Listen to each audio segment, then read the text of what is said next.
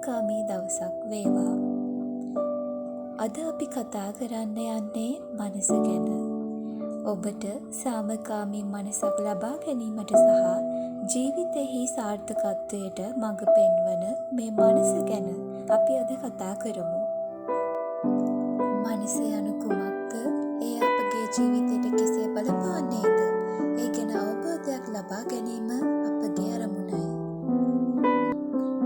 මනස යනු අපගේ සිතුවිලි, හැඟීම්, මතක, හැසිරීම් හා පරිසරය සමග සම්බන්ධ වන ගැඹුරු මනෝභාවයන් සහ ක්‍රියාවලියකි. මනස තුළ ඇති සිතුවිලි, අරමුණු හා කාර්යයන් අපගේ ජීවිතයට ඍජුවම බලපෑම් කරනවා. ඒ වගේම තමයි මනස මගින් මේ සියල්ලම පාලනය